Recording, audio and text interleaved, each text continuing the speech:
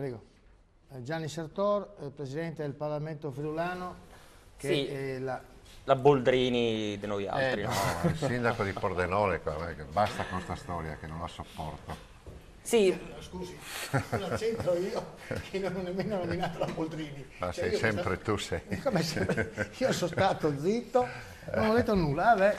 sì, direttore, Sartor appunto diceva già che fa caldo, non vuole ancora di più arroventare il clima, No, quindi oggi... no, più che altro non ho voglia di incazzarmi, oggi è Ecco, stata una giornata calda, vorrei essere propositivo. No? Ecco, è propositivo e quindi ci spiegherà il suo punto di vista come rilanciare parte della pedemontana Ma sì, pordenonese. l'altro ieri sono passato in zona d'Aviano e ho visto che hanno demolito una casa dell'ANAS e ho pensato, piuttosto di lasciare, ammesso che e non concesso che non serva più la ferrovia, io direi che potrebbero anche eliminare le traversine, magari venderle per recuperare qualche soldo e realizzare una bella pista ciclabile e utilizzare magari le stazioni come, non so, fare dei bar, dei posti di ristoro, fare delle camere dove la gente si può riposare, in modo che magari partono da Sacile con la bicicletta, le famiglie tranquillamente si fanno il loro giro, si fermano magari a visitare Budoia, Aviano, eccetera, eccetera, se vogliono si ristorano, se vogliono fermarsi a dormire perché non riescono ad arrivare fino a Gemona in giornata, lo possono fare tranquillamente e quindi diciamo che potrebbero dare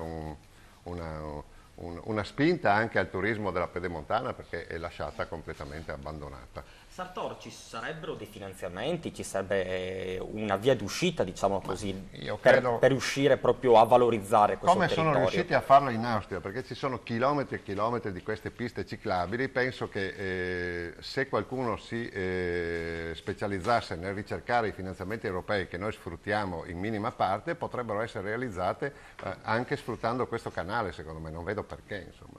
Certo, bene, insomma, quindi è un appello che lanciamo, insomma, queste qua. Sì, certo, se ovviamente. Qualcuno che siede nella stanza dei bottoni volesse prenderlo in esame sarei lieto e penso anche la gente che abita in quella zona ne sarebbe contenta, no? Bene, ringraziamo come sempre Gianni Sartor, che è il Presidente del Parlamento friulano.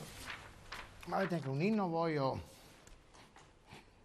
Beh, lì No, è una domanda che... non l'abbiamo lei ancora... mi guarda con quella faccia interrogativa, se no io faccio le domande, scusi. Mi pare la Moretti... Non so mai se sta scherzando oppure no, se... io ho detto, avete anche un inno? No, non l'abbiamo ancora deciso, ma in una delle prossime riunioni lo decideremo. Magari una villotta. Sarà il primo a saperlo. Una villotta di quelle tipo Danzini di Aviano non sarebbe male. Sì, non sarebbe male. Perché le villotte poi rappresentano il Friuli... È una buona idea, sì, è una buona idea. Vabbè.